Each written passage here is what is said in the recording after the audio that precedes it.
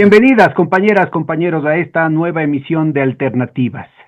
René Hunda, profesor universitario de la Universidad Politécnica Salesiana, sociólogo dedicado un buen rato al estudio, sobre todo de la juventud, de los problemas de la juventud, ha tenido la gentileza nuevamente de aceptar nuestra invitación para discutir la gravedad de los problemas de un segmento tan importante de la sociedad ecuatoriana que se lo utiliza mucho con temas demagógicos, ¿no? Ahora esto de los bonos, la vez anterior fue el tema de los influencers y una cantidad de ofrecimientos de este tipo, pero no nos estamos dando cuenta de la drástica degradación de las condiciones de vida y de las condiciones de futuro para este sector. Muchísimas gracias, René, bienvenido.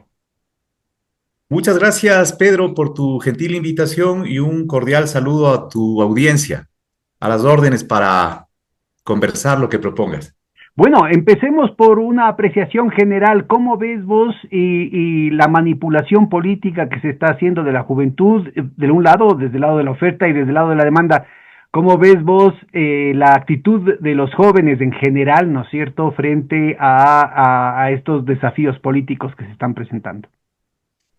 Bien, sí, tengo que empezar diciendo que es una pregunta no solo compleja, sino extremadamente compleja, porque cuando hablamos de los jóvenes, como ya hemos conversado en ocasiones anteriores, no hablamos de un bloque monolítico, una población homogénea, sino una población que como parte de una sociedad profundamente desigual, digamos, enmarcada en aquello que desde los años 70 se llamaba heterogeneidad estructural, y además con unas derivas y con unas composiciones, digamos, muy complejas en la contemporaneidad actual. Entonces, hace que cuando miremos la juventud, miremos, digamos, desde sus pluralidades, desde sus diversidades, heterogeneidades, contradicciones, ¿no es cierto? Que si tratamos de alguna forma de conceptualizar para darle algún orden y una vía comprensiva, podríamos plantearle eso en términos de, digamos, unas juventudes que de alguna forma frente a la manipulación, ¿no es cierto?, tienen una actitud, digamos, por un lado reactiva, ¿no? Por otro lado, una actitud más bien, digamos, más crítica, propositiva, en fin, pero por otro también grandes contingentes de jóvenes que ni siquiera reparan en esto, ¿no? Es decir, se podría plantear de alguna forma en términos también muy gruesos, quizá atrevidos, ¿no? Es decir, una tríada, ¿no?, en la que jóvenes reaccionan, digamos, frente a intentos de manipulación, cuando hablamos manipulación política, mediática, incluso en espacios de socialización como la escuela, ¿no es cierto?, la familia, la escuela, digamos, como una reacción en clave de conflicto generacional, ¿no? Jóvenes que son minoritarios, vamos, sectores minoritarios según estudios, ¿no? Voy a referirme ya luego, por ejemplo, a la encuesta de juventud en España o a la reciente encuesta que impulsó FES-ILDIS acá en América Latina, ¿no? En 14 países con 22,000 jóvenes. Digamos que también hay segmentos de población joven que de alguna forma tienen una actitud más bien propositiva, crítica, incluso optimista, vamos a ver, frente al futuro, ¿no? Pero el 7, digamos, el 70%, 7 de cada 10 jóvenes, de alguna forma, digamos, están envueltos en esto que podríamos llamar como hace 20 siglos en el inicio de la Grecia, de la Atenas clásica, como un periodo de una dulce confusión, ¿no? Es decir, en donde no se avisora nada más que, digamos, una idea de un probable futuro mejor, ¿no? De, digamos, una indistinción entre lo que podría ser, digamos, un programa, un proyecto político que favorezca su propia futurabilidad, digamos, en los términos que plantea o critica este autor italiano Bifo, por ejemplo, ¿no? Una idea de futurabilidad, de expectativas, ¿no? Y donde están 7 de cada 10 jóvenes aproximadamente según las encuestas. Entonces, es complejo definir de alguna forma en términos dicotómicos, ¿no? Es decir, jóvenes manipulados y jóvenes que en definitiva no se sienten manipulados. Es difícil, ¿no? Pero sí que, digamos, Yo no reduciría en principio la cuestión de manipulación mediática, manipulación política, solamente al mundo de los jóvenes, ¿no? Me parece que ahí cabe, por ejemplo, la reflexión sobre los vínculos intergeneracionales, la categoría de relevo generacional, y los jóvenes, como cualquier otro sector de la población, también están notoriamente expuestas, ¿no?, a lo que sucede hoy en la dinámica de, digamos, de la cultura digital en general, ¿no? Por aludir a una categoría englobante. Y dentro de la cultura digital, a lo que significa, digamos, las interacciones en las plataformas, en las redes sociales, ¿cierto? Que son parte, digamos, de la vida cotidiana de los jóvenes. Entonces, en ese sentido, me parece que, eh, digamos, esta contextualización inicial, eh, más que, digamos, solamente anclarse en el lado reflexivo académico, sí puede constituir un llamado de atención profundo, sobre todo a generaciones adultas y dentro de eso a la clase política, ¿no? Es decir, la clase política sería la primera que de alguna forma debe tener la responsabilidad de que cuando habla de jóvenes, digamos, no debería hablar en general, ¿no? Es decir, ¿qué significa que un político en sus discursos, en sus prácticas, en sus arengas, como quieras llamarle, ¿no es cierto?, hable de que se van a generar mejores condiciones de vida para los jóvenes, por ejemplo. La pregunta general y la pregunta sociológica en específico es ahí, bueno, ¿y para qué jóvenes? ¿No? ¿Para qué segmentos de jóvenes? ¿No? Es decir, este efecto de generalización juega durísimo, juega fuerte en la clase política, Pero pero también juega muy lamentablemente. fuerte en el ideario, en el imaginario de esa juventud, ¿no? Es decir, son muy atrapados por esta imagen así de la autoayuda y superación, del empresario de sí mismo, de este efecto de demostración, de imaginarse a sí mismos como los Mark Zuckerberg, los Bill Gates, ¿no? De su respectivo momento, y que en realidad son solamente estos socialistas, comunistas, correístas, chavistas, castristas, los que impiden que tenga esa situación. Es decir, cuando están sufriendo en vida propia el tema de la falta de empleo, la falta de acceso a la educación, la falta de acceso a la salud, en fin.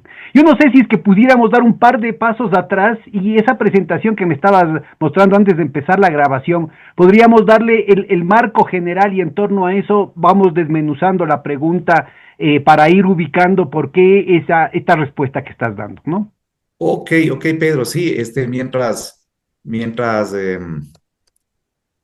proyecto esto, decirte que también sí, coincido en que este discurso, en definitiva, de en general, ¿no? Que hemos llamado emprendedorismo, emprendedurismo, en fin, eh, evidentemente ratifica esa práctica, ¿no? De desresponsabilización del Estado con respecto a sus responsabilidades cabalmente básicas, ¿no? Fundamentales en términos de garantía de derechos, incluso en la versión más liberal de la relación entre individuo y sociedad y Estado, ¿no? Es decir, la versión más liberal decía, bueno, los individuos deben estar protegidos por el Estado Claro, en von Mises, en en función de... Hayek, lo menos que se exige del Estado es la seguridad ciudadana, ¿no?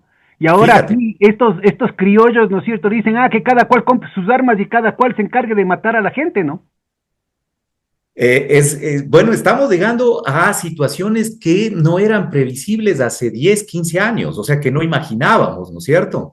Y bueno, eso es justamente un poco lo que ha ubicado, ¿no es cierto?, a varios colegas, investigadores, etcétera, interesados desde hace un buen tiempo en la relación sobre jóvenes y sociedad, jóvenes y política, la relación que se plantea entre las diversas juventudes y el Estado, ¿no? Entonces, a partir de eso, digamos, y de algunos estudios previos de inicio de siglo en que justamente el advenimiento en buena parte de América Latina del ciclo progresista, de alguna forma mostraba una crítica con evidencia empírica de que esa clásica literatura que mostraba una desafección supuesta de los jóvenes a la política, un escepticismo, etcétera, no era tal, ¿no? No era tal porque no era una condición por lo menos permanente de los jóvenes, ¿no?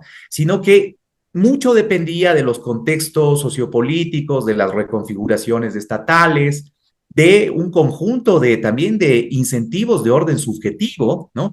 Y que de alguna forma mostró que a los jóvenes sí les importa la política. Y digo a ciertos segmentos de jóvenes, especialmente que de alguna forma estuvieron en el marco de estos procesos de cambio, de reconfiguración del ciclo político.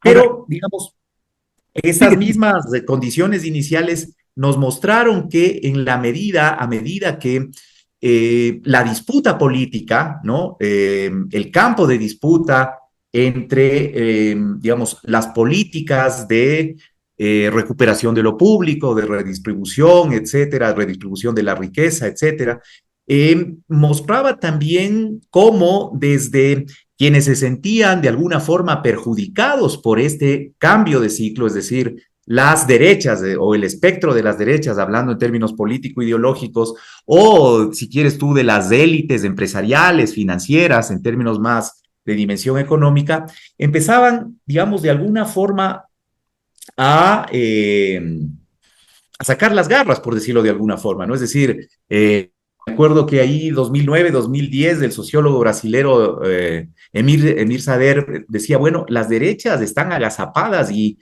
van a volver como perros rabiosos, ¿no es Con cierto? Y claro, venganza, empezaba, perdón, con venganza, como en con las películas de venganza. los chinos, neoliberalismo 2, la venganza, ¿no? Bueno, yo veo que además estás poniendo aquí un título que me parece que es muy decidor, ¿no? Configuración necroneoliberal. Este es un tema importantísimo, ¿no? Es decir, esta necropolítica, esta política de la muerte, esta gestión tremendamente, ¿cómo te diría yo?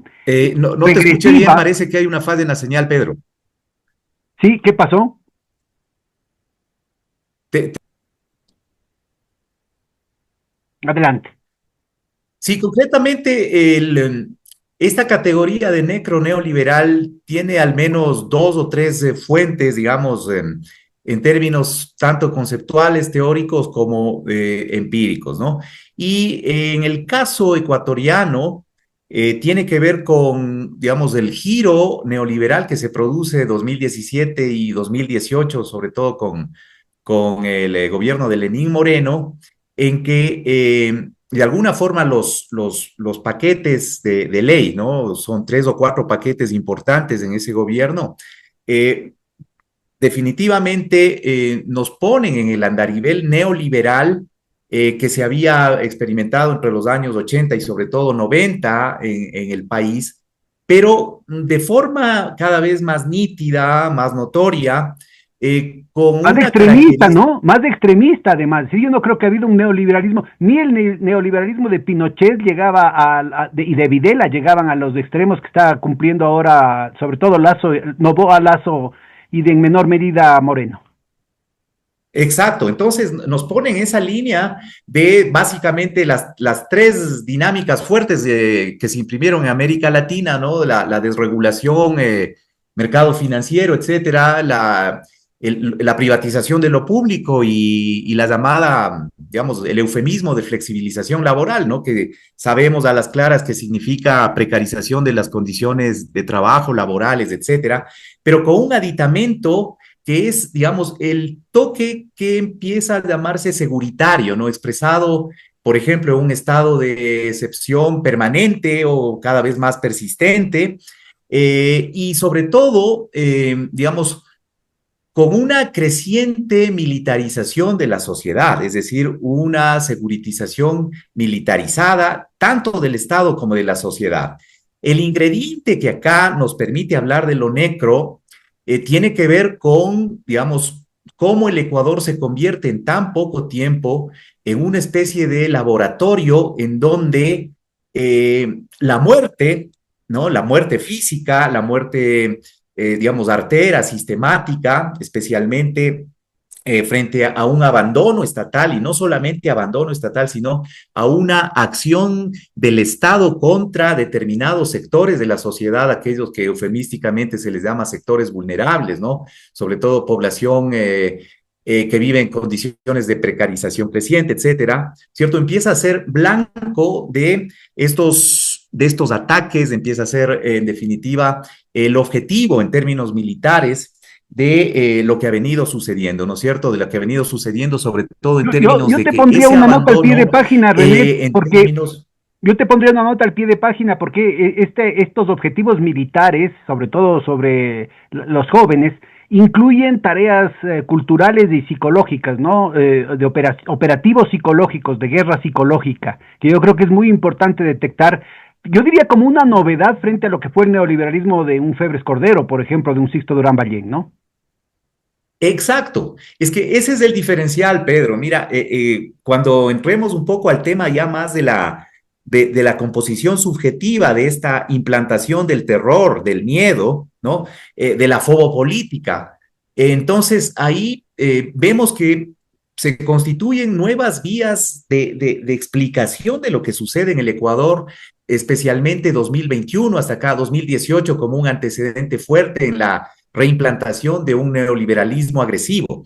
A ver, entonces lo que me parece importante plantear en términos de explicativos para una comprensión más amplia de la audiencia, en fin, ¿no?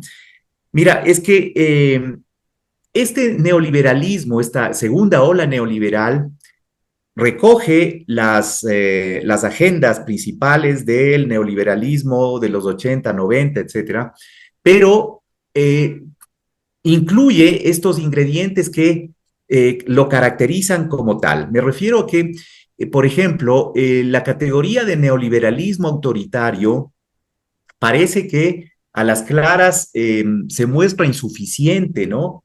Para explicar las condiciones actuales. El neoliberalismo autoritario, sabemos, implica un atropellamiento, digamos, un desconocimiento, una anulación de las instituciones, llamémosle en el plano de la política institucional, y también supone una anulación, un desplazamiento de derechos y conquistas adquiridas en el plano de lo social, el neoliberalismo autoritario. Pero cuando en el caso ecuatoriano miramos, ¿no es cierto?, qué ha pasado con las violencias criminales, la articulación o, si quieres en términos más jurídicos, la colusión de el crimen organizado con determinadas instancias y actores del sistema político, de la institucionalidad política, y que además esa colusión produce, digamos, cifras o datos como las tasas de homicidio que empiezan a dispararse, ¿no es cierto?, desde 2018, 2021, empiezan las masacres carcelarias, empieza en definitiva a desatarse una ola de asesinatos, etcétera, ¿no es cierto?, en las que el Estado parecería no tener, digamos, un mínimo de margen de acción, sino que más bien parecería ser que constituye un elemento de apalancamiento de esta, digamos, de esta ola infernal que estamos viviendo en términos de tasa de homicidios, por ejemplo. Entonces, esta suerte de, digamos, escenario de necrozonas, de configuración de necrozonas, esta nueva territorialización. Traduzcamos necrozonas como zonas del país donde impera la muerte, ¿no? No solamente la Impera la cultura de la muerte, muerte. sino una realidad de la muerte. Ahí está el tema de Durán, y ya no es solamente Guayaquil, ya no es solamente la costa, ahora también es en Quito, ¿no es cierto?, en el que ya hay zonas que prácticamente están tomadas por la violencia.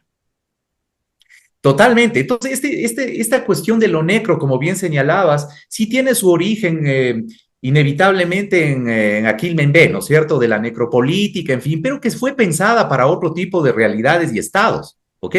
Pero cuando nosotros, de alguna forma, en el caso ecuatoriano, ¿cierto? Ese Estado, no solo que expresa ese abandono estatal en la desinversión pública, salud, educación, infraestructura, vivienda, etcétera, ¿no es cierto? Cuando uno mira los datos, por ejemplo, de desinversión en educación y salud, El boletín cuatrimestral del Banco Central del Ecuador, el primer cuatrimestre, muestra desinversión del orden del 32-36% en salud y educación, respectivamente. Entonces, con Sí, gracias. eso nos coge la pandemia.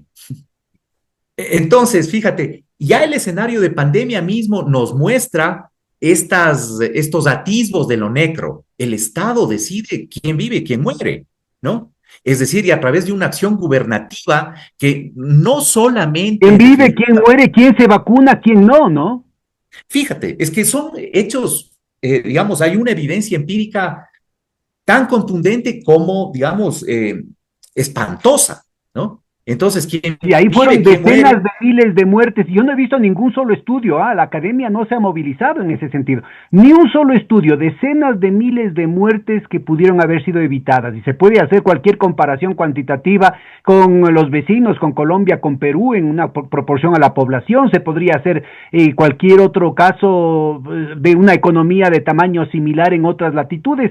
Bajo cualquier parámetro, ¿no es cierto?, el manejo irresponsable iba más allá de la estupidez y tenía que ver con una planificación. Recuerden, por favor, para nuestra audiencia sobre todo, que el ministro de Finanzas de ese entonces, Martínez, que venía de los sectores empresariales, prepagó la deuda externa con sobreprecio en lugar de definir esos gastos para la salud. Y mandó sacando a médicos, a enfermeras, a personal de salud. Cortó los presupuestos para la policía, para el ejército, que estaban en la primera línea en la defensa de la salud, en una situación tan delicada, tan dolorosa para los ecuatorianos, ¿no es cierto? Y claro, ese pequeño chistecito que significó decenas de miles de muertos y además con la indignidad de que no había ni cómo enterrarlos, le significó a él un puestazo en Washington, ¿no? Totalmente. Es decir, eso constituye como, yo diría, un hito en la historia reciente del país en varios sentidos. Es decir, como, por ejemplo, las cámaras empresariales, en definitiva, ni siquiera gozan de una representación política en términos clásicos, sino que es un mismo integrante de su buró el que pasa a ejercer funciones políticas, en el caso del ministro Richard Martínez, ¿no? Y entonces digo, esto de lo necro se expresa concretamente en la implementación de estas políticas neoliberales, pero un escenario en el que claramente, digamos, se va determinando la muerte, especialmente de sectores que en pandemia, digamos, muchas muertes que podrían haberse evitado, pero también se expresa en los recortes sucesivos y agresivos de inversión en educación, en salud, en seguridad. Y sobre Contigo todo, y con Daniel ya nos estábamos discutiendo algunas cifras, ¿no? No sé si has logrado actualizar el número de jóvenes que han, por ejemplo, que no están regresando a la educación secundaria, primaria y vamos a ver secundaria. eso, porque fíjate, cuando conversamos de eso, Pedro, ya hace un par de años, me parece, Sí, la cifra estaba en 150,000 niños y adolescentes que no habían logrado regresar. Luego, en 2023, del informe alternativo de cumplimiento de derechos de niñez y adolescencia, daba una cifra de 250,000 niños. Y a la fecha, digamos, a finales de 2024 y hasta la fecha, son 450,000. qué ¿No? bestialidad. Eso en O sea, cuanto es a todo. el triple de la cifra que ya era espantosa cuando la mencionaste por primera vez. Entonces, fíjate, vamos a llegar al tema de las cifras y hago un primer cierre sobre este concepto de necroneoliberalismo, ¿no? Entonces, tiene que ver con esa fuente de Achille Mbembe que es inevitable, pero además, fíjate, hacia finales de la primera década de este siglo, concretamente era 2010, 2011, un colega mexicano, José Manuel Valenzuela, del COLEF, del Colegio de la Frontera Norte, propone el concepto de juvenicidio, ¿no? Por, digamos, una serie de razones y por lo que venía sucediendo específicamente en México. Entonces, ese concepto de juvenicidio está definido básicamente como la muerte sistemática y artera de cuerpos jóvenes, etcétera, ¿no? En un contexto también, digamos, de un narcoestado, del imperio de la narcopolítica, etcétera, ¿no? En el México de esos años, especialmente, todo lo que sucedía en el cordón fronterizo, Ciudad Juárez, Tijuana, etcétera. Entonces, digamos, ese concepto ha venido tomando cuerpo en el campo de estudios de juventud porque de alguna forma expresa no solamente en términos cuantitativos que los jóvenes constituyen una masa poblacional, digamos, que mueren mayormente, ¿no es cierto?, que son asesinados, etcétera, sino que también son sujetos quienes vienen siendo el principal contingente poblacional o el contingente poblacional que, digamos, en mayor medida es de alguna forma negado en sus derechos, olvidado en términos presupuestarios, relegado en términos de sus condiciones, digamos, de vida digna, de sus subjetividades, etcétera, ¿no? Entonces, digamos, este concepto de alguna forma lo hemos venido trabajando confrontándolo con algunos elementos de orden empírico, y lo que hemos estado viendo es que, por ejemplo, en cuanto a políticas públicas, ¿cierto? Ciertamente hay una especie de lo que en Colombia otro colega le empezó a denominar como juvenicidio por goteo, ¿no? Los permanentes estados de excepción, los toques de queda, sobre todo para población joven, a partir justamente de la política uribista, ¿no? Por un lado, armar una agenda presidencial llamada Colombia Joven, ¿no? Pero digamos, una multiplicación de falsos positivos en las que cuerpos jóvenes constituían las mayorías en términos estadísticos de personas asesinadas. Entonces, carne de cañón, es decir, la típica, lo mismo que está pasando aquí, ¿no? En el marketing político, unas propagandas excelentes, lo que están ahorita inundando de manera ilegal las redes sociales, el YouTube, con unas propagandas excelentes a favor de los pobres y toda una cuestión de los jóvenes, con una cuestión de temas muy sentidos, ¿no? Muy bien hechas esas propagandas, pero en el fondo son carne de cañón. Es decir, ahí está el caso concreto, los 4 chicos de las Malvinas, incluyendo un niño de 11 años, ¿no? Ahí está el caso concreto de que además, que ya están saliendo evidencias. Acuérdate que el ministro de Defensa decía que era el niño el culpable, porque era un delincuente, ¿no? Entonces, que bien hechito, bien hechito. Y ahí eran con todos ahí los machos alfas, ahí estaban ni sé cuántos de las Fuerzas Armadas haciendo un despliegue así, ¿no? De cinismo, de sadismo increíble. Ahora, resulta ser que no son 4. Resulta ser que los derechos humanos antes de las ejecuciones extrajudiciales que llaman ahora con este eufemismo en estas últimas movilizaciones, hablaban de 43 detenidos desaparecidos por agentes del Estado, ¿no? 43, casi la totalidad de ellos jóvenes de barrios pobres y en gran parte afrodescendientes. Totalmente. Ahí operan una serie de lo que se ha dado en llamar interseccionalidades, ¿no es cierto? Pero partiendo de lo que tú dices, Pedro, es decir, cómo se ha producido este ensañamiento, ¿no? Por parte especialmente de los aparatos y órganos represivos del Estado, ¿no? En términos de perfilamiento racial, de perfilamiento de clase, y en la que opera, digamos, lo que en algún momento se llamaba crímenes con sevicia, ¿no? De lo que se ha dado en llamar también la pedagogía de la crueldad, ¿cierto? Ecuador va a la cabeza, ¿no es cierto? Y por eso es que, de alguna forma, a partir de los estudios que venimos realizando, nosotros del concepto de juvenicidio estamos proponiendo algo que podría explicar, digamos, a modo de una especie de teoría intermedia, quizá pueda sonar pretencioso, pero nos parece que tiene unos alcances explicativos interesantes. Esto de sociedad juvenicida, por la siguiente razón, ¿no es cierto? Porque, mira, primero en términos de transición demográfica, en términos de cómo está ahorita la composición demográfica en el país y cómo las proyecciones, organismos como CEPAL, etcétera, ¿no? La Organización Iberoamericana de la Juventud miran la demografía, la sociodemografía en términos de qué pasa con los jóvenes, ¿cierto? Los jóvenes son ya, digamos, el segmento poblacional mayoritario, si consideramos entre 15 y 34 años, y serán mayoría hasta el 2050. Entonces, ¿qué sucede cuando un Estado, ¿no? Cuando los aparatos represivos del Estado, y ojo, y no solo el Estado, ¿no? Voy a irme al tema de la sociedad también, ¿no es cierto? Pero cuando el Estado, sobre todo, asesina, excluye o plantea este juvenicidio moral o un juvenicidio por goteo o un juvenicidio, digamos, ya de muerte física, aniquilamiento concreto, ¿no? Como en el caso de los 4 jóvenes de las Malvinas y otros que ni siquiera conocemos, ¿ah? Pero que, digamos, en territorio hay relatos realmente, digamos, macabros, que te pueden quebrar solamente. La cuestión, las revelaciones del caso de los chicos de las Malvinas muestran claramente que los propios militares estaban indignados. Uno se pone a tomar video, ¿no? mostrando su resistencia a orden, es decir, aquí les están obligando a hacer estas cosas. Lo mismo, mira, con todo el tema del racismo, es decir, aquí es directamente sectores del Deep State vinculados a la inteligencia de embajadas extranjeras, ahí están tecnologías sionistas en contra de la población ecuatoriana, están palestinizando el conflicto social en el Ecuador, el tema de cortar la trenza a ese par de jóvenes otavaleños, ¿no? Entonces, claramente hay una necesidad de parte de esta agenda oligárquica imperial de envilecer a las Fuerzas Armadas, de envilecer a la policía, pero también de envilecer las relaciones interétnicas, las relaciones especialmente de la juventud. Es decir, tuvimos un importante paréntesis unos 30 años después del levantamiento del Inti Raymi de 1990, en el que se logró hacer retroceder, al menos formalmente, al menos institucionalmente, el tema del racismo sistémico que teníamos en el Ecuador. Y ahora se lo está promoviendo directamente desde el Estado, ¿no?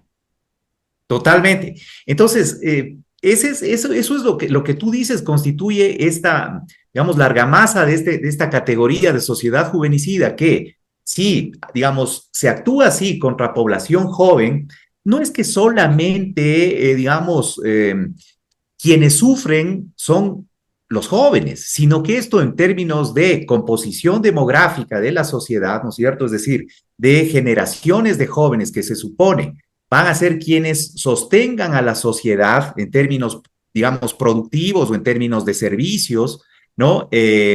Si es que se niegan oportunidades, se excluye, se discrimina, se asesina, entonces el futuro de esa sociedad, digamos, se trata de una sociedad que se aniquila a sí mismo, ¿no? Ese es como, digamos, el sustento, dicho en términos muy gruesos, de una sociedad juvenicida. Es una sociedad que, en la medida que aniquila por diversos mecanismos, vías, procedimientos a población joven, se está matando a sí misma, se está aniquilando a sí misma, ¿no es cierto? Eso digamos, es parte de esta cuestión explicativa en términos de sociedad juvenicida. Pero ciertamente, cuando nosotros miramos lo que tú señalas, es decir, cómo, digamos, esta configuración de las violencias estatales está produciendo esta cuestión que llamamos necroneoliberalismo, tiene que mirarse en términos ya no solo de la producción estatal de las violencias, de la clásica producción estatal, la violencia de Estado y sus despliegues, ¿no?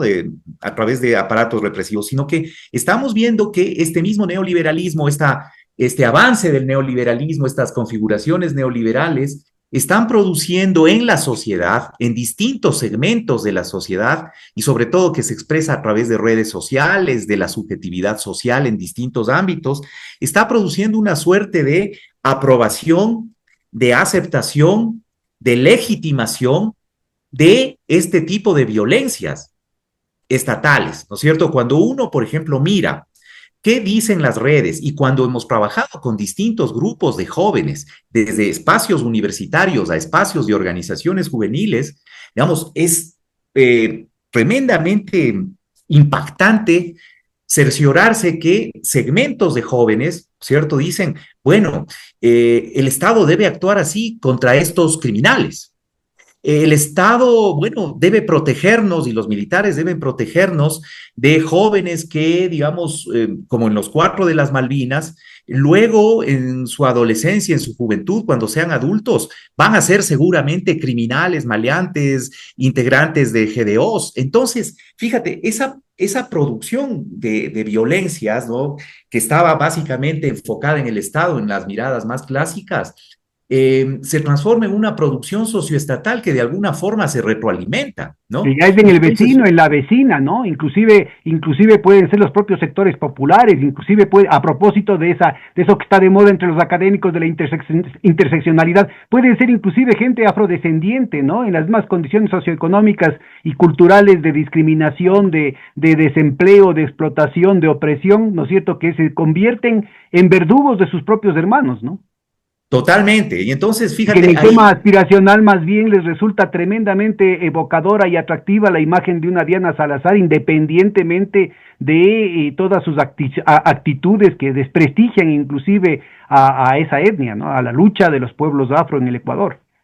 Totalmente, porque tú bien conoces bien, Pedro, que digamos, el neoliberalismo, tal como fue estudiado ya, digamos, décadas atrás, digamos, produce también esta, no sé, esta radicalización de de la individualidad que degenera en individualismo, produce en definitiva una suerte, como veremos también con los datos, encuestas, ¿no? Una suerte de, digamos, afianzamiento de las posibilidades que muchas veces son ilusorias de lo individual, de lo privado, en desmedro de proyecciones y de proyectos colectivos, ¿no? De una visión, digamos, de futuro armada desde visiones de lo común, de lo compartido, en suma, de lo colectivo, ¿no? Y eso expresan los resultados de las encuestas, por ejemplo, ¿no? Entonces, digo, el neoliberalismo, en la medida en que exacerba las individualidades, o desde algunos teóricos que he podido revisar, por ejemplo, no solo que significa una radicalización de la individualidad, sino que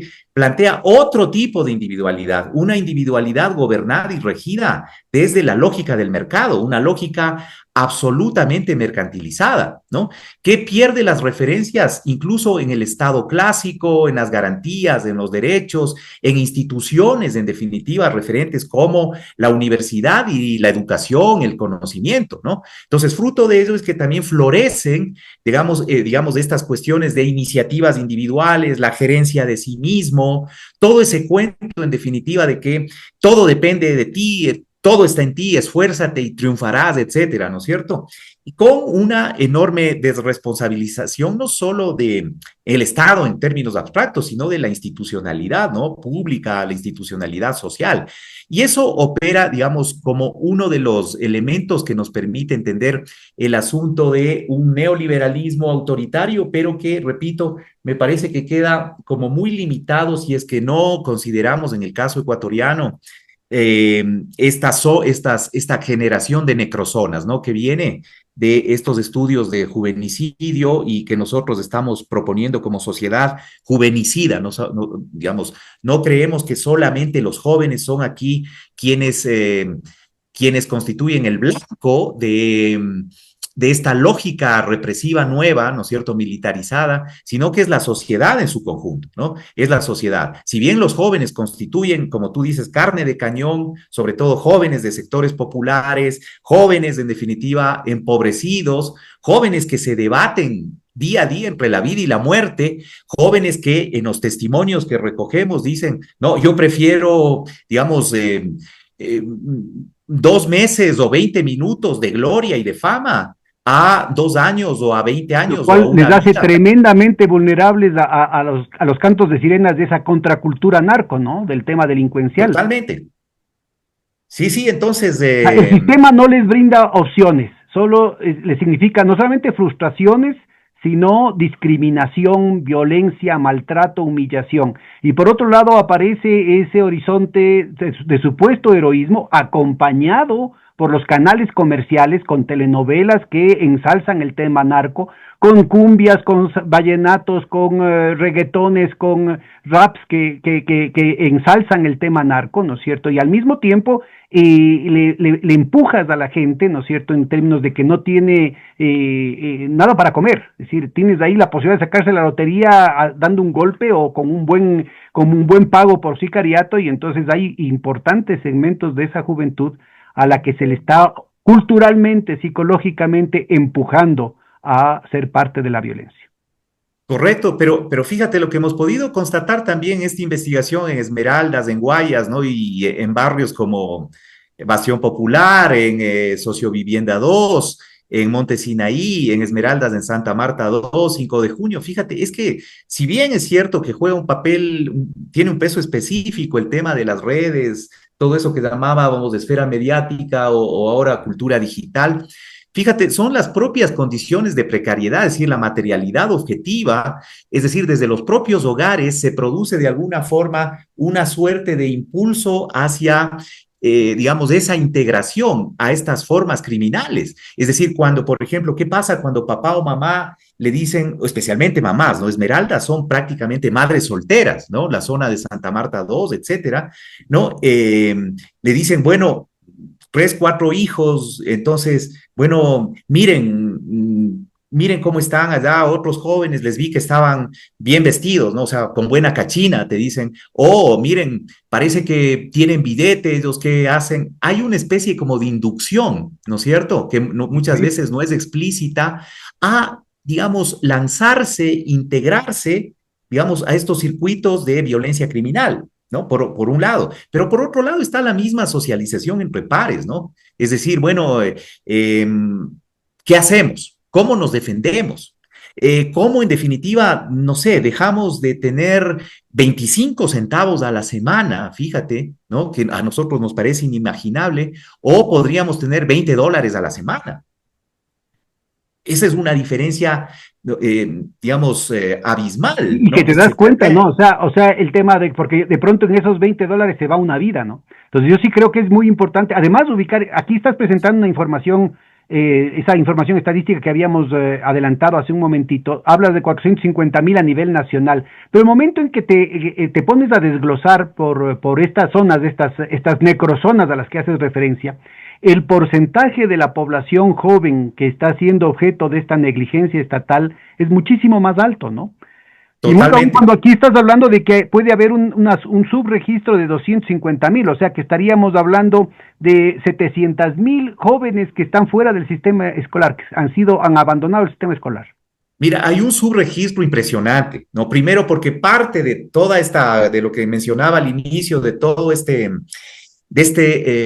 digamos, este embate, ¿no? Neoliberal contra la institucionalidad, digamos, tumbarse la estantería, digamos, de la institucionalidad que se produce, sobre todo a partir de 2018 con la consulta del 4 de febrero, ¿no? De 2018, la consulta popular me parece que era el siete veces sí, Del de Lenín Cupillazo. Moreno, ¿no? Entonces, fíjate, con todo eso, se tumbaron una serie de instituciones, ¿no?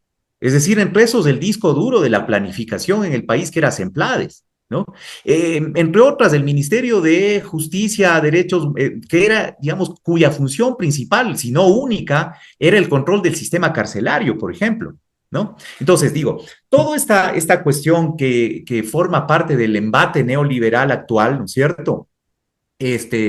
Bajo la lógica clásica de menos Estado, ¿no? O un Estado mínimo, ¿cierto? Conduce a una serie de, digamos, de hechos, de resultados, de consecuencias que tiene por una de sus expresiones desde este subregistro. No podemos contar con información completa, a veces con información fiable, ¿no? Y, Bueno, y digamos, están eso. cocinando todas las cifras a propósito, ¿no? Porque no es solamente un problema de falencia, de falta de recursos, de falta de estadísticas, sino que adrede cocinan las cifras para tratar de mejorar la situación. Ahí está, cambiaron la metodología de las estadísticas sociales, no permitieron, boicotearon ellos mismos un censo carísimo, un esfuerzo que hace el país cada 10 años, cada 20 años, pues lo desperdiciaron con deuda externa además, para que no pueda servir para nada. Desaparecen los afroecuatorianos de las estadísticas, cambian las estadísticas de balanza de pagos, cambian las estadísticas de inflación, cambian las estadísticas de cuentas nacionales para hacerle que el PIB crezca el 10% en la época de Lazo. Ya, bueno, ya no se puede pedir más, ¿no? No, y lo más reciente, fíjate, todo este asunto que no solo es maquillamiento, cambio de metodología, como por ejemplo, no sé, veía los datos recientes de, por ejemplo, además lo expresaba muy entusiastamente el presidente de la República, Daniel Noboa, decía que el Ecuador está mejor porque se ha incrementado el volumen de ventas con respecto al año 2024, por ejemplo, ¿no? Que es uno de los datos que, digamos, se difundió enormemente, ¿no? Y que de alguna forma tiene unos impactos fuertes. Hablemos ya no solo en la población en general, sino en el electorado, ¿no? Entonces el electorado, digamos, asume estas cuestiones y les dice, bueno, ha mejorado las ventas, esto quiere decir que va mejor el país y por lo tanto, fíjate eso, los efectos que produce en términos de coyunturas electorales como las que estamos viviendo. Es decir, Ah, bueno, horrible. démosle otra oportunidad, démosle chance. No importa tanto eso que dicen que es mentira, izquierdosos o gente progre, no importa tanto porque el presidente está luchando contra justamente estos, ¿no? Que han, digamos, que según las narrativas más extendidas, han convertido en esto al país, ¿no? El presidente está, este joven está luchando contra eso y entonces eso produce lo que hablábamos al inicio, esta especie de un estado de confusión más o menos generalizada, en donde, La posverdad llevada a temas institucionales, ¿no? Con estadísticas y con toda la parafernalia del gobierno. Y pero lastimosamente con además, la complicidad no solamente de los medios de comunicación, sino también de la academia, ¿no? Con honrosas decepciones como la presente. Ahora pero, mira, pero, tú planteas otra cifra que me parece que es espantosa, ¿no? 63% de la población carcelaria son jóvenes de entre 18 y 29 años. Fíjate, entonces, esta cifra, digamos que hemos tenido que triangular de varios informes, ¿no? Eh, digamos, la planteamos con ciertas reservas. Por ejemplo, esta cifra estaba disponible hasta que había el censo carcelario, que se suspende entre 2015 y 2016, si no estoy equivocado. ¿No? Una parte es censo carcelario, otra parte es lo que, digamos, nos dan determinados informes, por ejemplo, del Observatorio del Crimen Organizado en el Ecuador, ¿no? Y otras cifras son las que plantean así de manera muy fragmentaria, por ejemplo, en algunas ocasiones del Ministerio del Interior y organismos de derechos humanos, ¿no? Entonces, no tienes tú una data, ¿no? Fiable, un registro, ¿cierto? Y esto, como tú señalas, no es que obedece solamente a una lógica de ineficiencia en la gestión gubernativa en general, sino que hace, digamos, hace ver, muestra, yo creo que de manera cada vez más contundente, que se trata de un proyecto, digamos, deliberado, ¿no? Deliberado en cuanto, digamos, a la ineficiencia del gasto público, al recorte presupuestario, digamos, que está muy correlacionado con los despidos masivos en el sector público, ¿no es cierto? Y que forman este escenario, digamos, de devastación, en el que la única opción que se viene planteando, ¿no es cierto?, es, en definitiva, pongamos mano dura, ¿no? O hiper mano dura, como política de Estado, la mentira, es decir, a través de lo que, digamos, ya más técnicamente llaman los especialistas fake news, etcétera, ¿no es cierto? Pero, en definitiva, como una forma de que la sociedad se entere, ¿no? De que tenga cada vez más una conciencia de que no podemos hacer esto porque está militarizado y eso significa un despliegue de la política del miedo, ¿no? Es decir, inmovilizar la población, generar miedo, ¿no? Y con Y toda sobre la base de la eso, espectacularización de la represión, ahí estuvo el bombardeo a la minería ilegal en Buenos Aires, que costó un ojo de la cara con armamento militar que escasea en el país y que significa crear este efecto psicológico de amedrentamiento que se completó con vuelos y sobrevuelos en la ciudad de Quito los días siguientes y toda una cuestión, supuestamente, ¿no es cierto?, en el subconsciente tratando de llegar al hecho de que no importa que se haya escapado Fede porque lo estamos buscando desde los aviones. totalmente, ¿no es cierto? Pero fíjate, eso es lo que estamos comentando como esta producción socioestatal de la violencia. Amplios sectores de la población dicen perfecto, cuando en este show, ¿no? Del bombardeo a Buenos Aires, ¿no es cierto? Además, casi transmitido en tiempo real y, en fin, con, digamos, espectacularización del terror, ¿no es cierto? Es digamos, el dominio, ¿no? De la razón violenta estatal, ¿no? De una razón violenta que además, digamos, niega, excluye, aniquila, elimina la presencia de, si, digamos, una posibilidad de oposición democrática, ¿no? En los términos, repito, más liberales, ni siquiera republicanos o contestatarios, no, nada que ver. Es decir, es una razón violenta que en definitiva segmenta, polariza a la sociedad, digamos, entre los buenos y los malos, ¿no?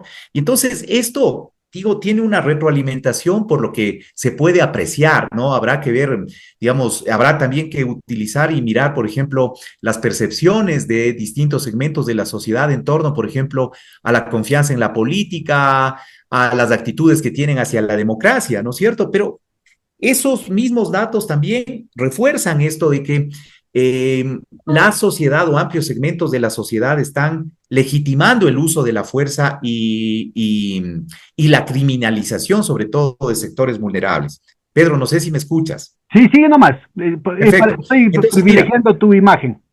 ya, perfecto. Entonces, mira, estas lógicas del miedo, ¿no es cierto? Este miedo también a la política, en fin, hace que en definitiva se vaya generando lo que ya se trabajó en algunos estudios señeros, ¿no es cierto? Como eso que se denominaba la espiral de la violencia, ¿no? La espiral del silencio, sobre todo, ¿no es cierto? Entonces, eso se trabajó sobre todo, digamos, en casos como la implantación del nacionalsocialismo alemán, en donde esta lógica represiva basada en el miedo, ¿no es cierto? Y tú decías un poco palestinización. Yo más bien diría lo que hemos estado viendo, especialmente en los 23 meses, ya casi 24 meses de ejercicio gubernativo del presidente Noboa, más bien es, digamos, una actuación un despliegue represivo más bien en modo Netanyahu, digamos, ¿no? Es decir, una suerte de criminalización y acción directa, especialmente sobre sectores vulnerables, Claro, a eso mismo me una, refería. Así es, así es. Cuéntanos sí, un poquito esta espiral del silencio. A ver, este es un tema que valdría la pena que profundices. mira, básicamente hay una obra ahí que te decía, es una obra señera, la de la socióloga Elizabeth Noel Newman, ¿no es cierto? Que ella va explicando de cómo el nacionalsocialismo va creciendo, especialmente desde mediados de 1930, de ser en definitiva una corriente que va planteándose como una corriente político-ideológica disruptora, ¿no es cierto? Y además impulsada por ciertos segmentos, por ciertos mandos medios del ejército alemán, ¿no es cierto? Y digamos, ahí va despuntando la imagen de Adolfo Hitler. Entonces, va generando cada vez más, en definitiva, una suerte de adscripciones, ¿no es cierto?, a modo de una espiral, a modo de una medusa que lo va absorbiendo todo, en la medida en que va ganando poder, va ejerciendo poder. ¿Cómo va ejerciendo poder? Sobre todo en términos de un creciente desprestigio a través de una serie de narrativas y discursos en torno de, digamos, cómo la crisis que se planteaba en ese momento en la sociedad germana, cómo esa crisis va identificando una suerte de enemigos, ¿no es cierto? En este caso, sobre todo población judía, enemigos que están en definitiva minando o erosionando la conformación, digamos, de un pueblo germano idealizado, ¿no es cierto? De concretamente la raza aria. Y eso se da a través de, digamos, la implantación de discursos, el papel de los medios y sobre todo, digamos, la ampliación del ejercicio de poder político de esos mandos militares, ¿no es cierto?, que justamente militarizan a esa, digamos, al Estado, militarizan las prácticas sociales y concretamente militarizan el ejercicio del poder. Entonces, frente a esa creciente ola de opinión, ¿no? Esa espiral de opiniones, la gente común y corriente en Alemania dice, sí, yo al principio tenía un poco de recelo y de miedo de esto, pero no, yo ahora me voy convenciendo de que esto es lo que nos conviene. Pero la gente va diciendo eso, pero también va sintiendo simultáneamente miedo, terror de que, digamos, esas adscripciones mayores a esta lógica de un nacionalsocialismo, de un Alemania para los germanos, etcétera, y de un, digamos, odio explícito, verificable sobre el pueblo judío, ¿no es cierto? Esta suerte de masacre, digamos, de genocidio, digamos, también los haga parte primero de, digamos, de la población que está de acuerdo con ese creciente estado de opinión frente, digamos, a los que van quedando como sujetos a aniquilarse. Entonces, esta espiral del silencio, ¿no es cierto? Además tiene un subtítulo muy interesante que es Nuestra piel social, porque de alguna forma es lo que nos va identificando en términos epidérmicos, en términos de actitudes, en términos de opiniones, de comportamientos, frente a aquello que se va posicionando como una ola de opinión, que es concebida como digamos, la corriente de la gente de bien, como lo que hace, lo que conviene a un país, ¿no es cierto? Y cuando este poder, en definitiva, se constituye en un poder dominante, no solo es que, en definitiva, actúa como, digamos, una fuerza política que gobierna un determinado territorio, ¿no? Sino que se va convirtiendo en una fuerza totalitaria, en una fuerza en la que ya en definitiva eh, cualquier elemento de, de disenso, de tensión, de contradicción, de oposición, tiene que ser eliminado. Fíjate lo que hemos visto en el último ciclo protestatario, ¿no es cierto? Sea que haya tenido o no la intensidad de 2022 o 2019, ¿no es cierto?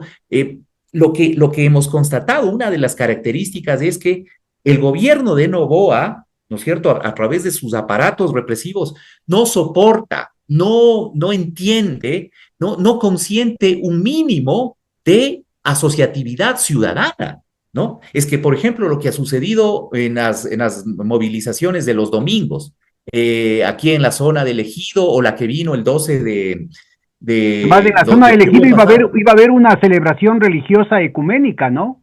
Fíjate, a eso me Absolutamente pacífica. refiero, a eso me refiero. Que además tenía permiso, ¿ah? Que tenía permiso, pero además, fíjate, una misa, una celebración religiosa, ecuménica, además, ¿no? Es decir, el domingo 12 de octubre, mira, yo pude constatar ahí en el sector, primero que no había cómo pasar ya desde el mercado central, ¿no es cierto? Es decir, ni desde el sur, ni desde acá del norte, desde el centro norte, ¿no es cierto? Para quienes estamos en la zona universitaria. Mira, luego una observación de orden empírico, si me permites. Fíjate, en el ejido, en el arbolito, había muchos sectores que apoyaron a Noboa en los procesos electorales, ¿no? Es decir, y estaba la gente muy, digamos, contrariada, desencantada, y bueno, el grito generalizado era fuera Noboa, fuera, ¿ya? Pero había gente sexagenaria, adultos mayores, estaban madres de familia con sus niños, había expresiones artísticas. Sin embargo, la policía y militares, digamos, se pusieron digamos, en plan de rodear y Bueno, amedrentar. y yo creo que mucho más terrible los videos que se filtraron sobre la crueldad con la que van y patean al compañero Juárez, que ya estaba herido en el suelo, ¿no? Y que además le masacran al acompañante que intentaba auxiliarle. Fíjate, pero digamos, es una cuestión que tiene que ver con, no sé, las nuevas formas de adoctrinamiento, las modalidades y las formas, ¿no? Es decir, cuáles son las gramáticas de esa violencia, ¿no? Sin embargo, te quería terminar de contar esto. Fíjate, no hubo un solo piedrazo, una cuestión desde la gente que estaba manifestándose, no hubo una acción física, ¿no?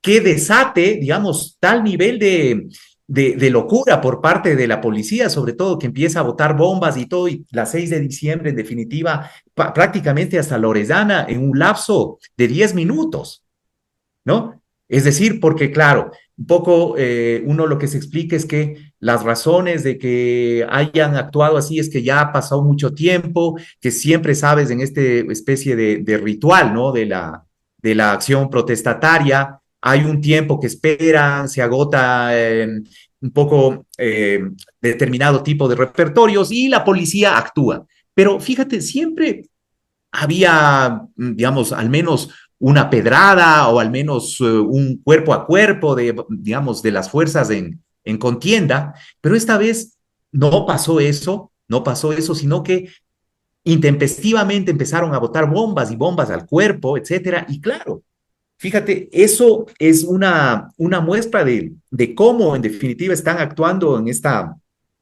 en este modo inédito, ¿no es cierto? Obviamente tiene antecedentes de octubre de 2019, junio de 2022, pero lo de ahora ni siquiera, digamos, no se explica ni siquiera por una acción, digamos, cuerpo a cuerpo o determinado tipo de violencias de quienes están protestando o manifestándose, ¿no? Es extremadamente grave lo que ha sucedido. Cuando Bueno, tú traes a hay colación. otro emergente que empezó, digamos, muy explícitamente con el incendio de la Contraloría en las manifestaciones de octubre del 2019, con la explosión en Guayaquil que se comió más de una cuadra, bueno, media cuadra y pico, una calle de más de una cuadra, digamos, en Guayaquil, en un barrio más bien de sectores populares en Guayaquil en junio del 2022, y que ahora fue con el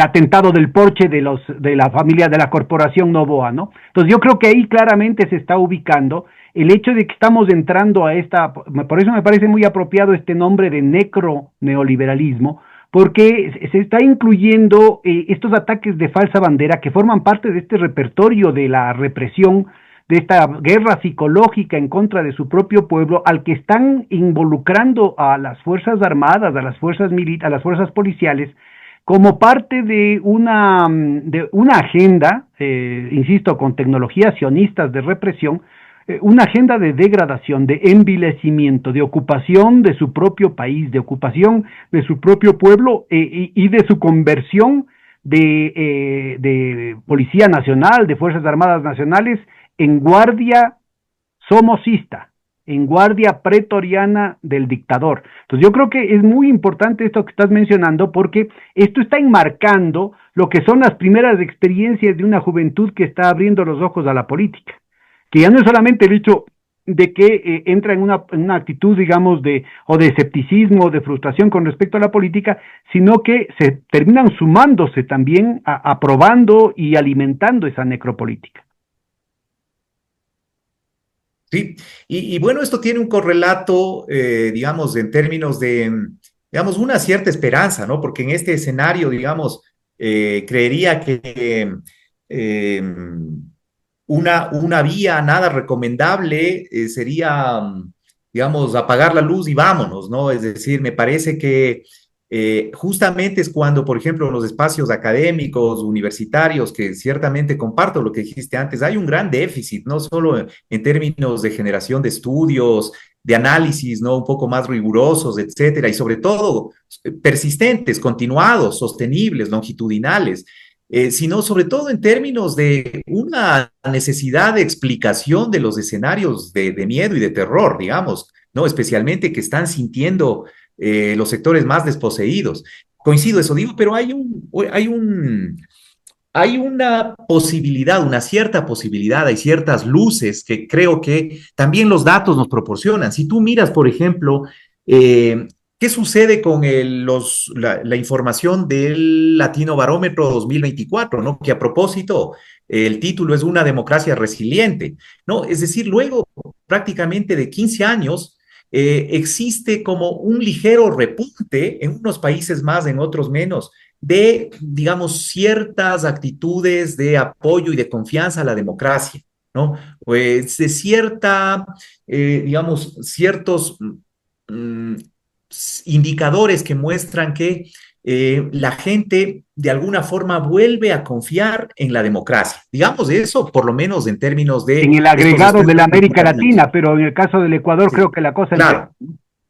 Claro, en el caso del Ecuador baja la confianza en las instituciones, eso vamos a ver, y vamos a ver qué nos dice, por ejemplo, la encuesta FESILDIS y la encuesta también que, digamos, el estudio que se hace en Iberoamérica, en fin, ¿no es cierto? Vamos, Quería, vamos organizando tu tiempo, René, porque tenemos unos sí, 20 minutitos mira, más. quería referirme justamente a eso de los jóvenes, ¿no? Que estábamos hablando un poco y cómo, por ejemplo, suben los casos, ¿no es cierto?, de homicidios intencionales, ¿no es cierto? Fíjate, entre 2018 y 2023, 16 a 59, en 12 a 17, hasta del 2018 al 2024, de de 24 a 371, ¿no? Y hasta ahora, digamos, Son lo 15 veces disponible. más, o sea, 1500% de aumento de los homicidios de muchachos de 12 a 17 años. ¡Qué brutalidad! Y fíjate, de 18 a 24 años, en el mismo periodo, ¿no? De 2018 a 2023, es una cosa impresionante, de 192 a 1861, ¿no? Casi mil Bien, veces de crecimiento. ¡Qué barbaridad! entonces, 1000% de crecimiento.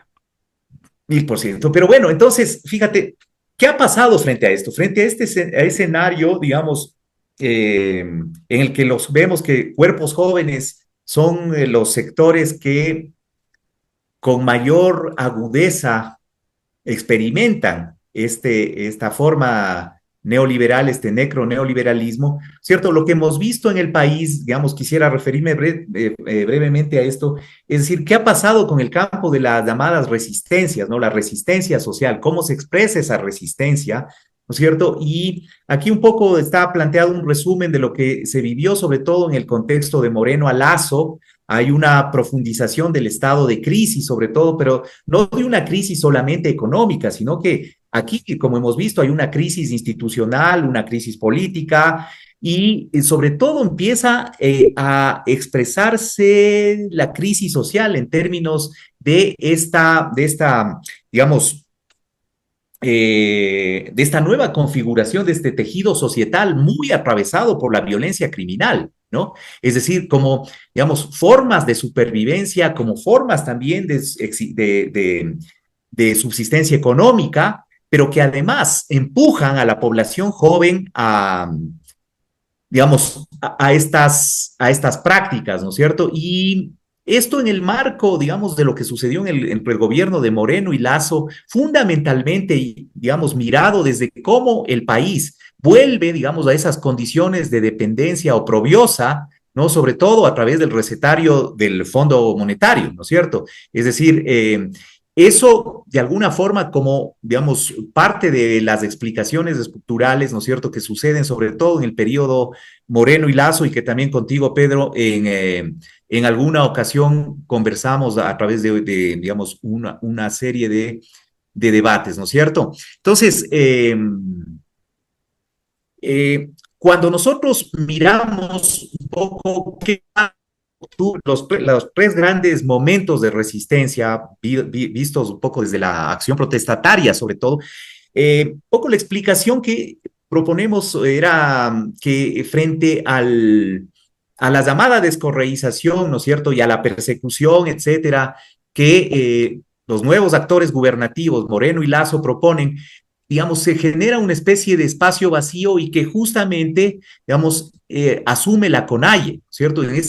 Sobre todo en la acción colectiva, no institucional, llamémosle, de los movimientos sociales, etcétera, y eso es lo que en definitiva en octubre de 2019 se muestra, ¿no es cierto? Es decir, el protagonismo de la CONAIE, movimiento indígena, ¿no es cierto? Y que de alguna manera marca una especie de nuevo hito, sobre todo para jóvenes que no habían vivido, fíjate, desde prácticamente 2005 con el derrocamiento de Lucio Gutiérrez, ¿no es cierto?, la revuelta de los forajidos, no habían vivido, digamos, momentos o ciclos protestatarios importantes que, digamos, en generaciones como las nuestras eran parte de la socialización estudiantil, de la socialización política juvenil. Es decir, cuando uno mira, por ejemplo, los 80, declive del movimiento obrero, y cuando mira, sobre todo quienes fuimos jóvenes en el 84, 88, de alguna forma supimos lo que significaba, digamos, la represión encarnada en los escuadrones volantes, en que no podías estar en un parque pasada las 8 o 9 de la noche más de 3 jóvenes, y especialmente si eran pelones, etcétera, etcétera, ¿no es cierto? Entonces, y luego eso vives ya en el momento en el momento ya de la organización neoliberal más programática, digamos, a la criolla, con Sixto Durán y el feriado bancario, etcétera, etcétera, ¿no es cierto? Entonces, los jóvenes que entre 2005 hasta 2019 tenían de alguna forma una suerte de participación política a través de nuevas causas, ¿no? Es decir, el ambientalismo, el animalismo, etcétera, ¿no es cierto? Se topan de frente con, digamos, llamémosle una expresión privilegiada de la política, que es, digamos, el recorte de derechos, de costo de vida, etcétera, ¿no? Que pega directamente, digamos, en la dimensión económica, ¿cierto? Y se topan con que, digamos, las movilizaciones y las protestas tienen en definitiva un enemigo claro en el Estado, y específicamente en quienes en esos momentos representan al Estado, que son ejército y policía, ¿no? Militares y policías. Entonces digo, ese primer momento es importante para entender cómo se van generando las posibilidades de resistencia en las generaciones más jóvenes, ¿no es cierto? Entonces, solamente aquí mencionar, digamos que, mira, cómo se van desgastando también en tan poco tiempo. Ese es un indicador que poco se ha estudiado en términos de, digamos, de lo que hace la academia, por ejemplo, ¿no es cierto? Es decir, cómo tanto el gobierno de Moreno como de Lazo, ¿no es cierto?, son objeto de un, digamos, de una acelerada y vertiginosa pérdida de credibilidad, ¿no es cierto? En el caso de Lazo, por ejemplo, luego de un año de asumido su mandato, su credibilidad había caído del 74 al 12%, ¿no es cierto? Según perfiles de opinión. Entonces, fíjate, se van generando, lo que quiero decir, se van generando condiciones de descontento popular frente a una lógica de permanente agravio que la sociedad viene resintiendo, especialmente desde el año 2018, ¿no es cierto? Y entonces, eso conduce a lo que vivimos en junio de 2022, ¿no es cierto? Que tiene que ver también con esta lógica digamos, de un Estado, especialmente de un gobierno dentro del Estado, que no presta oídos al diálogo, no presta oídos a las demandas, a las exigencias. Recuerda que la CONAIE planteó con más o menos, no sé, 8 o 10 meses de anticipación al gobierno de Lazo la necesidad de un diálogo a partir de de unas ciertas demandas, ¿no?, que había estado planteando. El gobierno de Lazo no se lo tomó mínimamente en serio, ¿no es cierto? Y entonces se anuncia a inicios de junio del 2022 el paro nacional, ¿no es cierto?, del 2022. Entonces, es preciso, yo creo que en este momento de esta nueva coyuntura Vale electoral, la digamos, pena señalar estamos. el tema solamente como comparación, en los gobiernos neoliberales, necroneoliberales, como muy bien lo estás definiendo, represivos y totalmente excluyentes, de mordaza a la oposición, de persecución a través de distintos mecanismos, escalando el lofer, la persecución judicializada, el tema de los medios de comunicación, con todo y eso, ¿no es cierto? De alguna manera sí hubo diálogo. Claro, Hubieron de canales, alguna hubieron manera sí. delegaciones institucionales para empezar a negociar con el movimiento indígena, con los sectores indignados, con los sectores agredidos por la política económica. En este gobierno ni siquiera eso, ¿no? Es que ese es parte también de esta radicalización, de este momento necro, ¿no? O sea, lo necro yo creo que tiene unas expresiones y unas derivas, digamos, que van emergiendo de acuerdo también con, llamémosle así, las condiciones específicas de cada estado, de cada sociedad. Tú no puedes comparar, por ejemplo, un ministro de gobierno como Jiménez, en el caso de Lazo, con el ministro de gobierno actual. O sea, no tienes por dónde. No, ni en términos de planteamiento, ni en términos de actitud democrática, etcétera, etcétera, ¿no es cierto? Pero un poco para ir finalizando, Pedro, en función del tiempo, mira, este Tienes balance de las unos 10, 15 resistencias, minutos todavía, no te preocupes. sí, sí, sí, Pedro. Mira, en términos de un balance todavía muy general, ¿no es cierto?, de estos 23 meses de ejercicio gubernativo claramente autoritario, lo que hemos dicho, el atropello a las instituciones, el desconocimiento de las instituciones, si quieres, una burla en el peor sentido del término a las propias instituciones, ¿no? No estoy hablando solamente de cooptación de estas instituciones, pero también la mentira de este gobierno como, digamos, ya las formas de esas modalidades de autoritarismo, ¿no? La mentira como gramática y de un proyecto que, digamos, cada vez se muestra como un reverdecimiento, un reflorecimiento de un proyecto claramente no solo elitario o elitista, sino un proyecto oligárquico, ¿no? Un proyecto oligárquico en la medida en que Novoa les resulta muy funcional a los distintos sectores oligárquicos, les resulta muy funcional en términos de que ha podido parar la insurrección popular, ¿no? Es decir, ha podido de alguna forma ponerle freno de una forma brutal, con una represión inédita, ¿no es cierto?, a toda aquella forma, digamos, no solamente de acción protestataria, de acción contenciosa, sino de incluso de formas asociativas, ¿no? Como el caso, por ejemplo, esto de la misa, ¿no? Que fueron a interrumpir, el caso de conciertos de jóvenes, etcétera. Entonces, hay una profundización del estado de una crisis permanente, ¿cierto? Una crisis, digamos, persistente, que se expresa además bajo formas de violencia, ¿no es cierto?, en la dimensión económica, en la dimensión política, en la dimensión societal. Entonces, eh,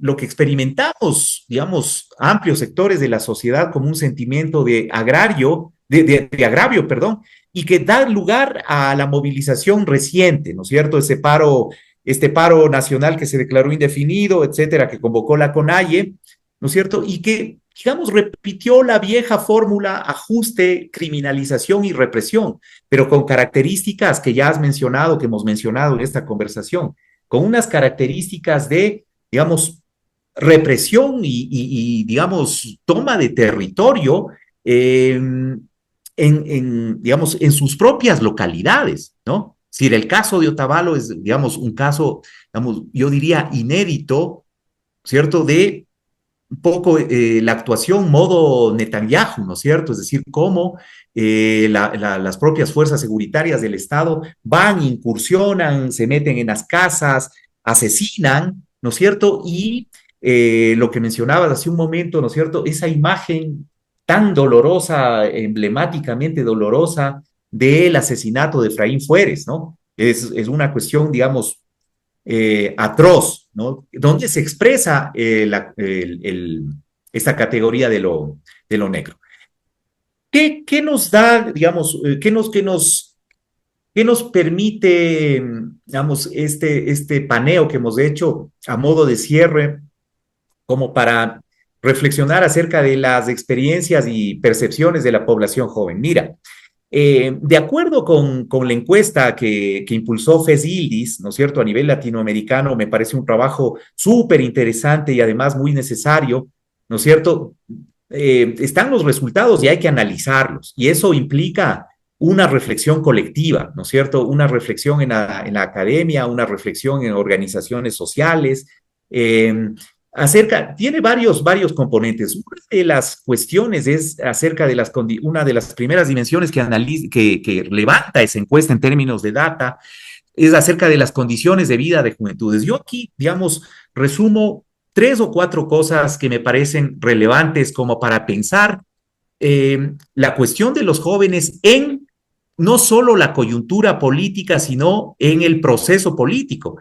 En términos de lo que sería satisfacción personal, el 49, casi la mitad de los jóvenes, 49%, están satisfechos con su vida en general, sí, con su vida, con la dimensión, digamos, de lo privado y de lo íntimo, pero muestran insatisfacción con el país, con lo público, un 66%, ¿cierto? Con la situación del país, el 66%, es decir, las 2/3 está insatisfecho, y el 52% está insatisfecho con su economía, ¿no? Entonces, fíjate, ¿cómo se puede leer esto?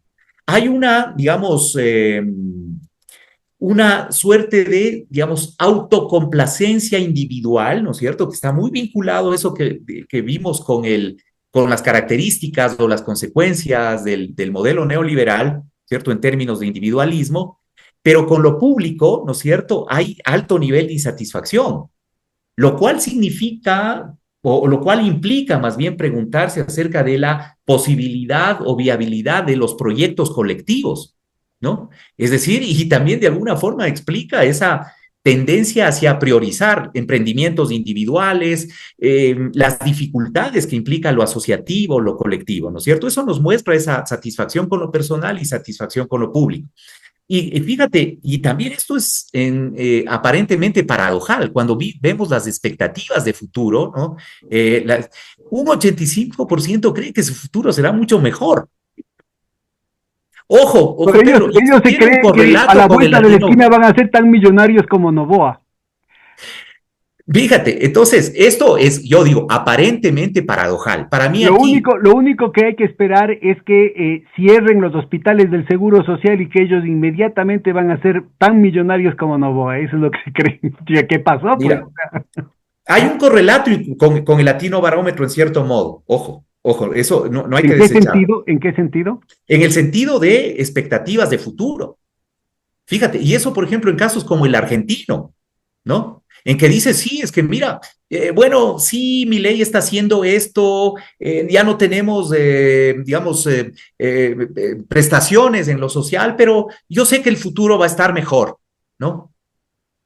Ya no sabes cómo. O sea, Increíble, ¿no? El espejismo. Ahora, mira, no sé, esto de aquí tienes desagregado para ubicar estas estadísticas, ¿tienes por provincias o costa sierra, una no, cosa así? no, esto Porque hay yo que quería, trabajar si aún. regresas, si regresas por favor a esa lámina, yo quisiera más bien oírte una reflexión en torno a la participación en general de los sectores populares, por ejemplo, en la sierra frente a lo que fue la costa. Fue muy heterogéneo, muy rizomático, muy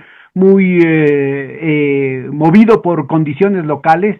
La forma específica que ha adoptado esto en comparación a las de los 3 y los 6 años anteriores, pero yo creo que además ahí sí se marca una diferencia específica con lo que ha sido la movilización de la juventud en el resto de Quito, con excepción de lo que pasó en el norte de Quito.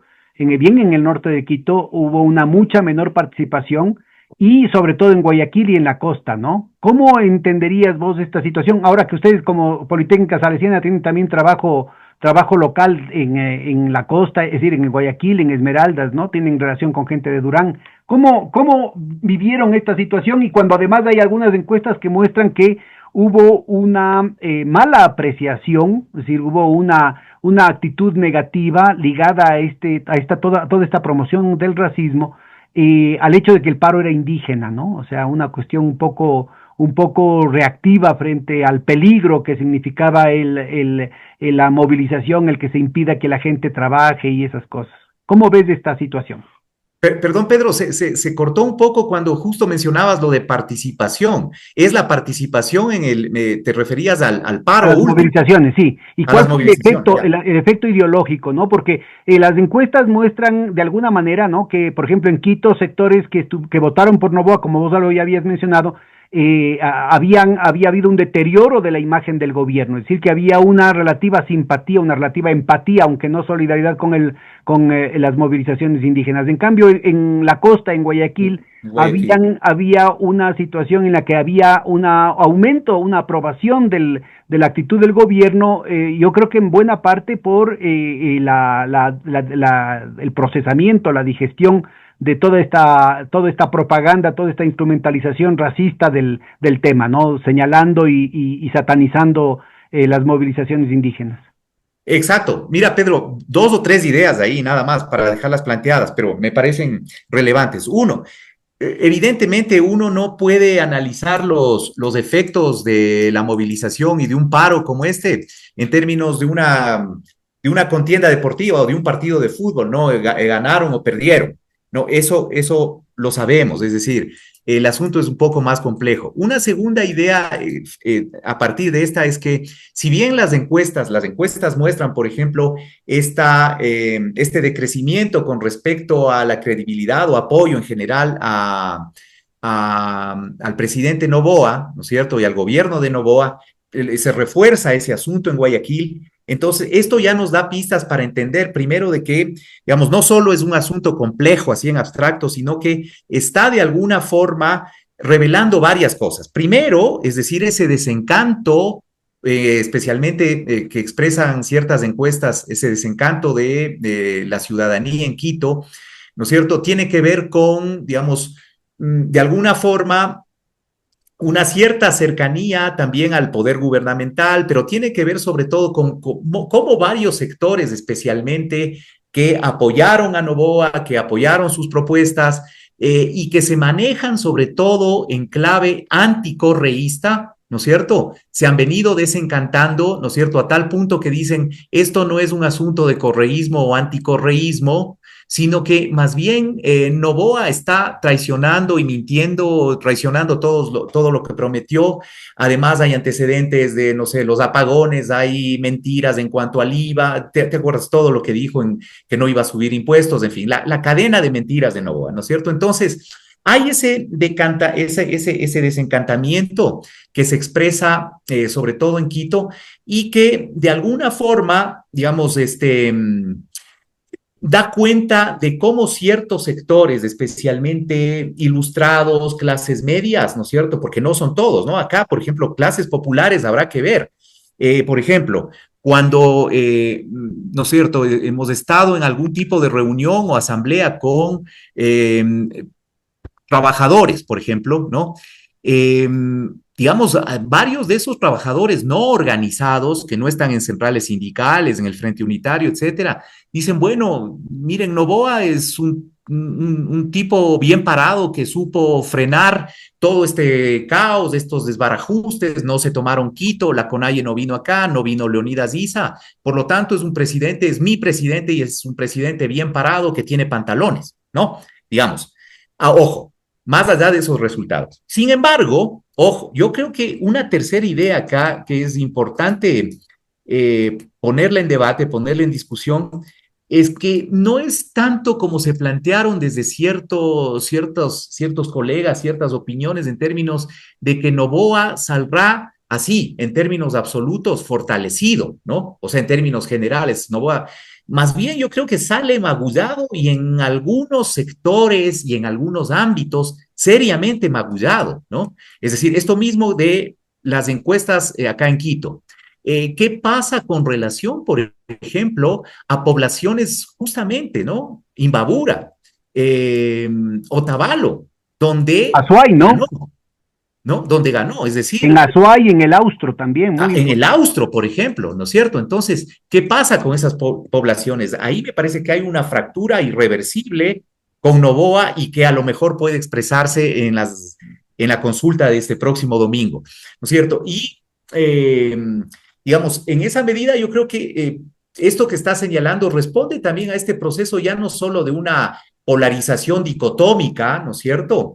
En este caso de la movilización, sino que expresa también quienes de alguna forma, digamos, apoyan, todavía siguen apoyando a Noboa, ¿no es cierto? Pero se sienten de alguna forma desencantados y eso se expresará, por ejemplo, en apoyo a las preguntas, que son preguntas, digamos, claramente del orden político, ¿no es cierto?, en términos de financiamiento de los partidos y en términos de reducción de representatividad política, ¿no es cierto?, que parece ser que está como están las cartas echadas, que ganará el sí, ¿no?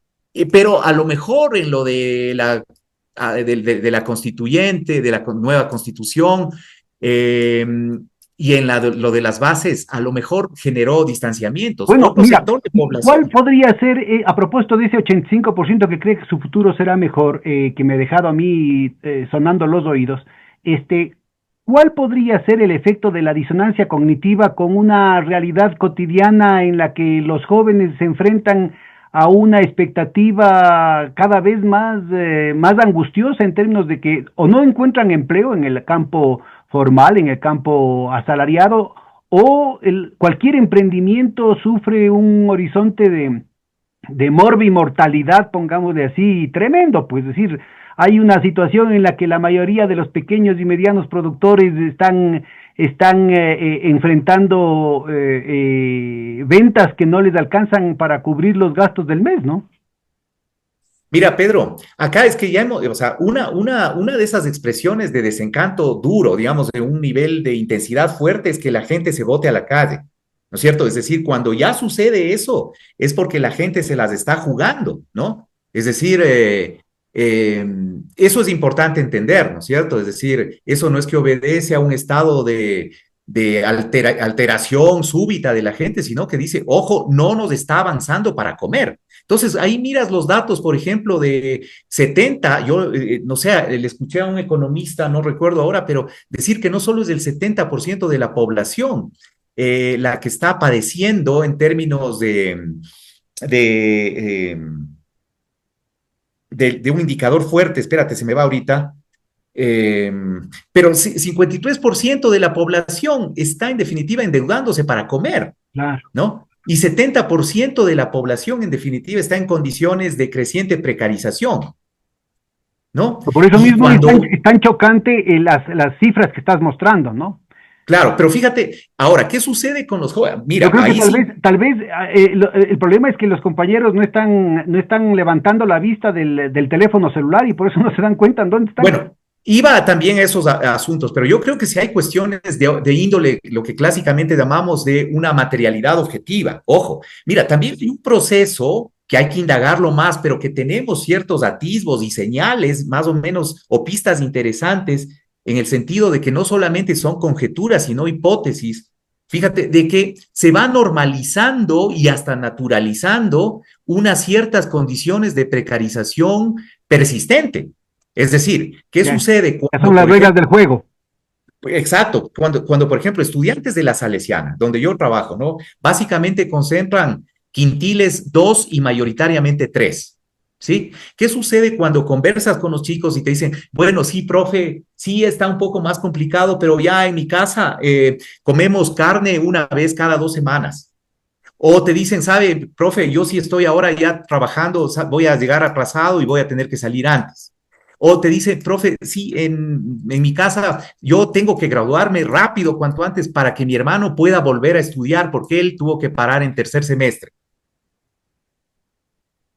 ¿No? Entonces, fíjate, también juegan las condiciones objetivas materiales. Segundo, bueno, tengo mi celular, aquí está mi mundo, mi vida y mi reggaetón, ¿no? Entonces, se van configurando también una suerte de atenuantes o de factores, llamémosle protectores en el nivel subjetivo, que te dicen, bueno, el mundo se está cayendo, pero a mí no me molesten, yo tengo esto. Y además, fíjate, Pedro, si uno ve las zonas universitarias ahora, ¿no es cierto? Son grandes cantinas, tal como sucedía finales de los 80 y 90, cuando también, digamos, el modelo neoliberal estaba en su auge, ¿no? Es decir, hay una especie también de evasión por ese lado. Y ahora Eso tal no vez ve con una presencia mucho más fuerte de drogas duras, ¿no?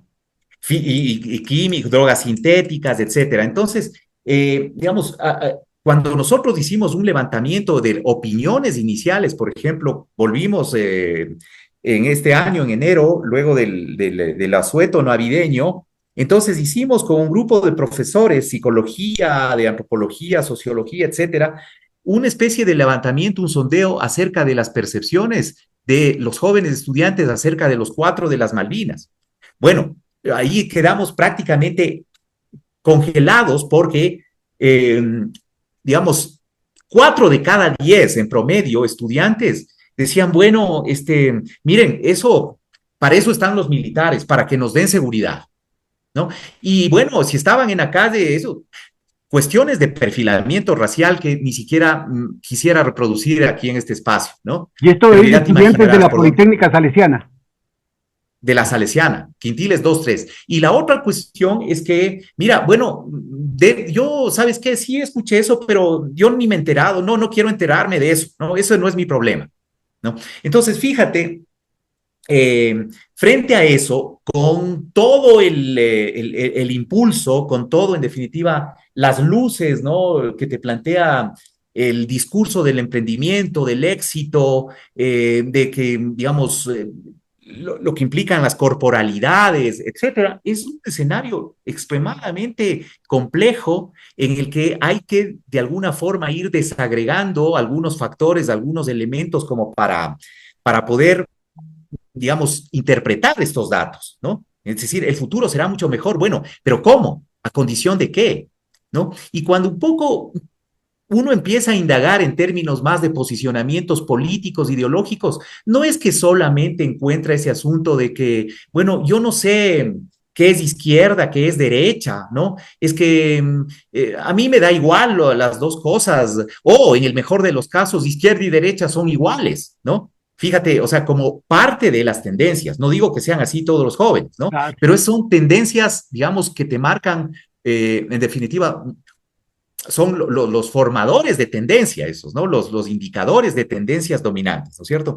Entonces, eso es importante entenderle no solo como una cuestión de los jóvenes, sino como un proceso de socialización societal, de socialización familiar, socialización escolar, de cómo, en definitiva, las fuerzas dominantes en la correlación de fuerzas políticas, las fuerzas hegemónicas o fuerzas dominantes de orden económico, político, etcétera, han logrado, en definitiva, torcer el brazo, ¿no es cierto?, aquello que llamábamos formación ciudadana, formación cívica, formación política, ¿no es cierto? Y han dicho, miren, no, aquí esto de la política es un pantanal sin futuro, no sirve que piensen en términos de izquierdas, de derechas, aquí lo que importa es, digamos, el exitismo en términos económicos, ¿no?